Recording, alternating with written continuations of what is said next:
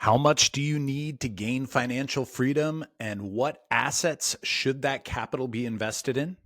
Today, we're going to dig into one man's opinion, who I'm sure you know. He's been a pretty popular feature on the show Shark Tank. You've seen him regularly on shows unpacking the economy, markets, and everything in between. And if you're following him on social media, you'll notice that most of those interviews, he's doing it in his pajama bottoms. Yes, it's Kevin O'Leary. And today we're going to unpack a few of the comments that he's made in recent years, and he continues to repeatedly double down on, in particular, about what it'll take in order for you to reach true financial freedom. So stick around. I'm going to unpack his wealth wisdom, and I'm going to unpack what he's been sharing to help you understand how this might be helpful in your own financial planning journey. All right. Here we go. All right there, my friends, Canadian wealth secret seekers. That's right. This caught my eye. I wish we had Kevin on the show with us here today, but really what we're going to be talking about is what he shared multiple times. And, up on the screen for those who are on YouTube, you can see the Financial Post article. This one was from actually Christmas Eve of 2024. And it says, if you want financial freedom, you need 5 million in the bank, Kevin O'Leary says. He says it's the minimum, and it's very, very, very hard to get. Now, that obviously the subtitle there doesn't make you feel very good. But when you go on to read this article, basically what Kevin goes on to state is that you want to make sure that you get yourself in a position where you have enough money so that you can make the decisions you want to make, and you get to do whatever it is you want with your time. Now, the part and the caveat that I think is really variable here is, what is the amount? So he's saying 5 million. And, if we back map this a little bit and, maybe we use like the Monte Carlo method or the 4% rule, and we say, okay, if we take 4% of 5 million, what is that? It's about $200,000 per year. Now, for some people out there, that's what your goal is, right? You might be going, you know what? I want 200,000. I want to live on 200,000. I want to make sure that my income is what I'm earning now or better when I hit this financial freedom sort of time in my life. I don't know about you, friends. I've mentioned it before. I'm not really looking for financial freedom just so I can sit around the house and read all day and do nothing. I want the option to do that, but I certainly don't want to be just sitting around and feeling like, now that I don't have to work, I'm sort of stuck, doing things that won't cost any sort of money along the way. I think a lot of people can probably relate to that. And really in society, I would argue that most people want that now. And typically what they do is they end up feeding that part of their brain now. So they put off, the delayed gratification piece is sort of taken right off the shelf, and they're just getting to whatever it is they want now. And this really creates challenges later. It means, you end up having to work longer than maybe you want to, or you might have to live on less than what you may have wanted to into retirement. So it's really about finding a balance here. And of course, for wealth secret seekers out there like you're here listening so that you can try to figure out, like, how do I get the best of everything, right? I mean, it's definitely easy to say, hey, like, cut out all the things that you don't need to spend on and just invest and you'll eventually get there. That's easy to say, it's rational, but it's certainly not easy to do, especially if you want to make sure you're enjoying your life now while you're doing all of this hard work. So there's definitely, some give and take here. But one of the pieces that I respect the most about this comment that he's made, regardless of if your number's 5 million or if you need 2 million, for many Canadians, right? If you were to just go and look at whatever your expenses are today and what you might expect those expenses to be when you hit your financial freedom number or timeline, so to speak, and you back map from there, you can sort of get a sense as to, like, what are you going to need in order to make that work? So for Kevin, he's saying 5 million.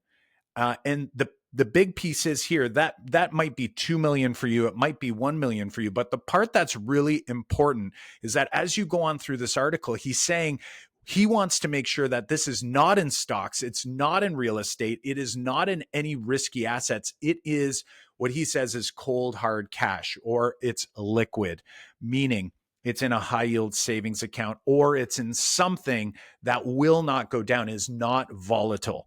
Now, while I'm not suggesting that people, sort of stack all of this money up and you just keep it in all safe things until you hit that number before you start investing, what we can do is we can look at this and go, how do we do this in a way so that when we are ready to get or getting closer to that financial freedom part of our life, that we have what we need in order to transition some or a good chunk of that bucket that you need to make sure that all of your required expenses, all of the income that you require is not going to be a wonder, right? There's a lot of people out there, and it's hard to find any stats on this, but they say that, if you have a pension, you live longer, right? I can't really find much to sort of suggest that that's actually a fact.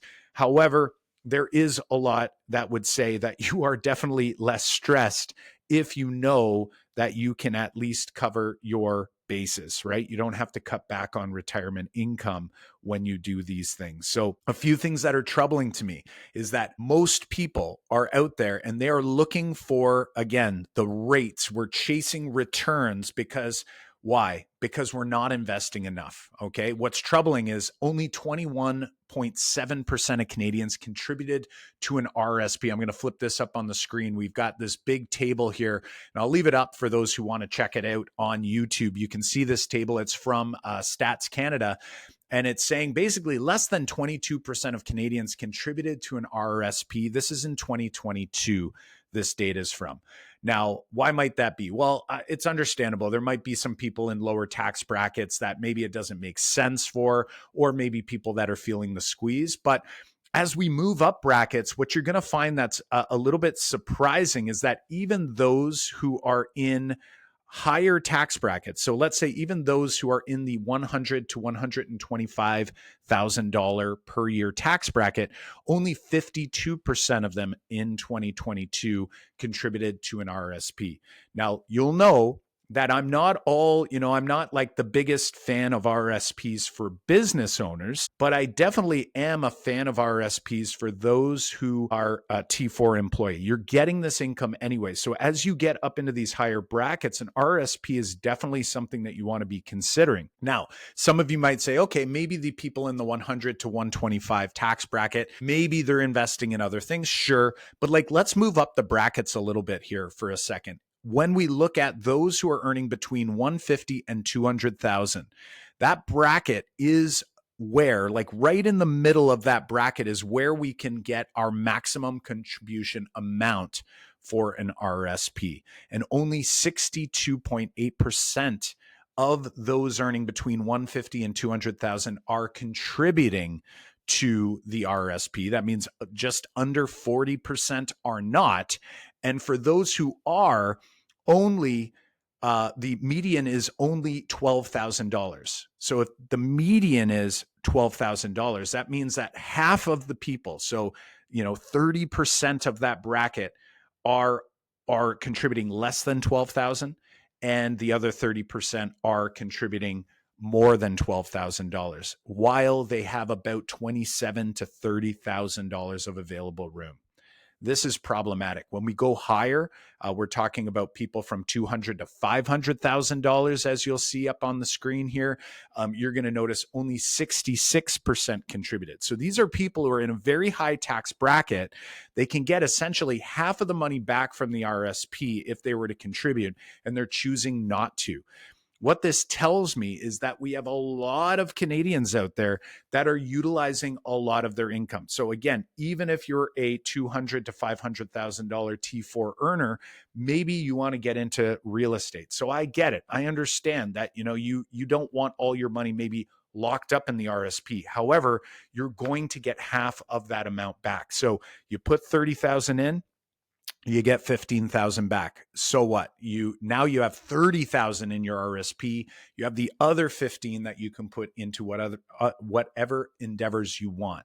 So my biggest concern out there when we look at data like this is that we actually have a huge funding issue, not just for RSPs. I'm using this data just for today's discussion, but that we're actually spending way too much money and we're not saving nearly enough. All right. The number we like to think about is about 20% of your income. Why? Because that also it governs how much you'll need for retirement. If you're constantly used to saving 20% every year, then now the amount you need in retirement is going to be substantially less, right? I've only need 80% of what I'm earning today. Most pensions are going to give you around 50 to 60% of your current income. So if you do have a pension, that's fine, but you're still only at 50 to 60% of the income that you were earning in likely the year before you retire. This is a major issue if we don't have any other type of savings or wealth planning in place. Now, when we look at this, what's the big goal here? What's the big takeaway? All right. Kevin O'Leary is saying that you don't want to be taking all of this stuff, keeping it in volatile assets. Why? Because one day you might be worth this much, and the next day you might be worth a whole lot less. What he wants and what he's suggesting is that you need to make sure that you have assets that are in non-volatile or uncorrelated assets. Now, what's that for him? He's saying cash. All right. To me, I think it's a little extreme to have $5 million sitting in cash. However, what I typically do is in the meantime, while I'm growing my portfolio, growing my pile over these next, don't get me wrong, I would like to hit my financial freedom number within the next decade. I'm happy to continue working, so I don't need to not work. So I have a long time horizon. The longer your time horizon is, the more open to investing in, say, 100% equities we might be, or the more open we might be for volatile assets. But as you get closer within that 10-year runway of your financial freedom date, that time where you want to make sure that you are good to go and that you're going to have at least a minimum amount of income plus what I call the gravy. This is all the other income that you could have. You want to make sure that you are either protected because the pile's large enough that if you experience volatility, maybe a 30 or 40 or even 50% drop in the markets, that it's not going to hurt your income and it's not going to hurt your financial future because you're taking money out. What I do instead is that I do a little bit of both as I'm on this journey. I'm actually taking money and I'm building up a permanent life insurance policy. It has high early cash value, so I can continue investing in some of these longer term plays that do have risk, but they, of course, will have reward with them as well. By doing that, throughout the next 10 to however many years I feel like I want to continue earning an income because I enjoy doing it, I can then basically recycle this capital. So I'm sending money into my safe asset. I'm leveraging my safe asset in order to buy more risk on assets. And as more money comes back to me, either through cash flow, through selling of assets, or just through income, I can pay down the leverage against my safe asset, with the goal being that when I hit my financial future date, right, whatever that date is for you, as I get closer to that date, I want to be building my safe asset up. How do I do that? By building down or by knocking down leverage against that safe asset. Once again, I'm talking about a high early cash value policy. We're using whole life and we're designing it in such a way so that I can keep as many of the dollars as I put into that policy whole so that I can leverage it into other assets. Now, for incorporated business owners, you heard me talking a lot about RRSPs. You might be thinking, shoot, I haven't been contributing to RRSPs. Well, let me tell you this. If you don't need the money to come out of your corporation, then keep it in the corporation. And that's where you want to be growing some of these assets. While it's fine to contribute to an RRSP, you don't want to necessarily be taking money out as a T4 because you want to fill the RRSP. I'd rather save that room for a time where you need that tax refund and instead live to your means, utilize the money however you choose through a salary or dividend. But if you find that you're creeping up that number, we want to make sure that we're at least investing at least 20%. And of course, the higher your income, the higher that percentage should be. All right. So I'm going to pause for a second and we're going to have some follow-up episodes on this. I want you to pause for a second and think. The more income you earn, the more at risk you are to having lifestyle creep make it difficult for you when you do want to retire down the road. Why is that? Well, because the bigger your income, the more unnecessary expenses you have in your life, but you're used to having them. So your lifestyle creep has now brought these numbers up or brought these values up. And therefore, it can be very difficult to sustain over the long term if you're only investing 20%, for example, of your assets. So, or of your income, I should say. So for those business owners who have a lot of money being generated in the company, just remember that if that company isn't going to be able to run itself without you, you're either stuck running that company for a very, very long time to sustain your lifestyle, or you need to make sure that you have a wealth plan in place so that you can live life the way you want to live it now, without putting yourself in a tough spot where you feel like you have to work into your 70s or until death in order to maintain the lifestyle that you've become accustomed to. So let's make sure we get our wealth planning in place for that. So the big takeaway here that I'm hoping everyone's taking on a Friday is that having yourself a plan to make sure that, hey, when I'm far from my financial future or my financial freedom dates, I can keep my money in risk on assets and not worry about things too much. But as we get closer, as we get to less than 10 years, and of course, as we get into less than 5 years, we don't want to be resorting to the strategy of, oh, shoot, I don't have enough, so I'm going to actually put my money into more risk on assets. We want to do the opposite. We want to think about, okay, what do I need to make sure that I'm going to be able to live comfortably by the time I'm ready to start pulling a passive income, whether you want to call it a pension, whether you want to call it retirement income, it's totally up to you. And then once you've hit that goal, then all of the additional assets, all the additional capital that you have, you can keep it in risk on. You can do whatever it is you want. Maybe you want to start a new business or do something with it. But we want to make sure that we're at least taking care of those expenses, monthly or annual, so that you can sustain regardless of what happens to any other of your risk on assets that you take on. All right, my friends, hopefully you found some value in this episode. If you did, please do us a huge solid, rate and review the podcast, giving us whatever star rating you think is appropriate and whatever feedback you can. We so appreciate you. Remember, if you want to check out what phase of the financial freedom journey you are on, head on over to CanadianWealthSecrets.com/discovery, and we'll ask you a few questions. And of course, if it makes sense, we'll give you that link so you can book a free discovery call. CanadianWealthSecrets.com/discovery. And for our incorporated business owners, head on over to CanadianWealthSecrets.com/masterclass, and you can learn more about what you might want to be doing with those extra retained earnings to pay less tax over the short and the long term. And of course, create a financial future that you will be proud of. All right, my friends, we'll see you next time.